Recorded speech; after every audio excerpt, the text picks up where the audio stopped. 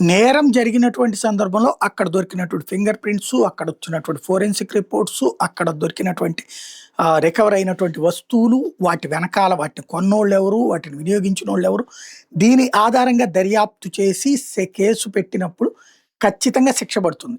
అలా కాకుండా వాళ్ళని కాపాడతా దాన్ని రాజకీయంగా చేయాలనుకున్నప్పుడు ఆ కేసు తుస్సుమంటుంది.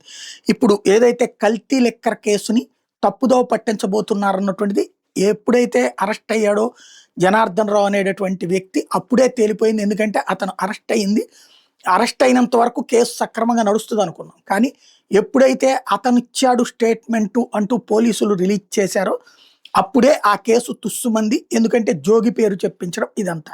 జోగికి పరిచయం లేదా? ఖచ్చితంగా పరిచయం ఉంది. పరిచయం ఉన్న నేరస్తులు అయితే కనుక చంద్రబాబు గారి దగ్గర ఫోటోలు దిగినోడు, లోకేష్ దగ్గర ఫోటోలు దిగినోడు, అందరి నేరాలకు వాళ్ళదే బాధ్యత అవ్వాలి. జగన్మోహన్ రెడ్డి దగ్గర దిగినోడు జగన్మోహన్ రెడ్డికే బాధ్యత అవ్వాలి. మనకు అదొక దరిద్రం పట్టుకుంది. మనకి నిజాయితీ చచ్చిపోయింది జర్నలిజంలో. అలాగే ఈవెన్ ఆర్గ్యుమెంట్స్లో కూడా నిజాయితీ చచ్చిపోయి ఎవడో ఒకటి పక్షపాతంగా మాట్లాడుతున్నటువంటి పరిస్థితి ఉన్నది. ఇక్కడ ఈ కేసులో ఏంటి, ఇప్పుడు నిన్న విచారణకు తీసుకున్నారు. అప్పుడే ఆంధ్రజ్యోతి రాసేసింది, జోగిరామే తనంట ఆల్రెడీ నష్టాల్లో ఉన్నాడట ఈ జనార్దన్ రావు. ఆ నష్టాల్లో ఉన్నప్పుడు ఆ నష్టాలు ఎట్లా పూడ్చుకోవాలంటే జోగి రమేష్ ఇట్లా లిక్కర్ తయారు చేయి అని సలహా ఇచ్చాడట. అప్పటి నుంచి కల్తీ లిక్కర్ తయారు చేస్తున్నాడు. జగన్ ప్రభుత్వంలో కూడా లిక్కర్ తయారు చేశాడు. మరి జగన్ ప్రభుత్వంలో కల్తీ లిక్కర్ తయారు చేసినప్పుడు నష్టాల్లో ఎందుకు ఉంటాడు? ఆ నష్టాల్లో ఉంటే ఇప్పుడు లిక్కర్ తయారు చేయడం ఎందుకు వచ్చింది? ఇంకోటి, అన్ని కోట్ల రూపాయలు పెట్టి నష్టం వస్తే చేస్తాడు వ్యాపారం ఎవడన్నా? ఎవడు పెట్టుబడి పెడతాడు అన్ని కోట్ల రూపాయలు నష్టాలు వస్తుంటే? ఇది ఒకటి. అది మామూలుగా కేసు అక్కడితోనే సగం చచ్చిపోయింది. ఇంకొకటి ఏంటయ్యా అంటే ఫోను. ఇప్పుడు కూడా నిన్న ఆ ఇద్దరిని బ్రదర్స్ని విచారించినటువంటి సందర్భంలో ఫోన్ ఇక్కడ లేదు, ఒకటేమో సౌత్ ఆఫ్రికాలోనే వదిలేశాను, ఇంకోటేమో దారిలో పోయింది, అదే చెప్పారు.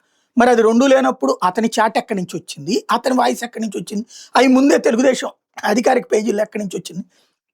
Then case వీగిపోయింది.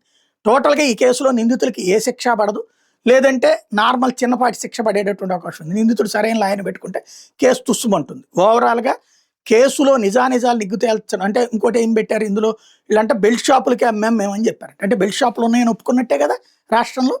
ఓవరాల్గా కల్తీ లెక్కర్ కేసుతో జగన్ మీదకు తోద్దాం అనుకుంటూ, హత్య చేద్దాం అనుకుంటూ ఆత్మహత్య చేసుకుంటున్నారు.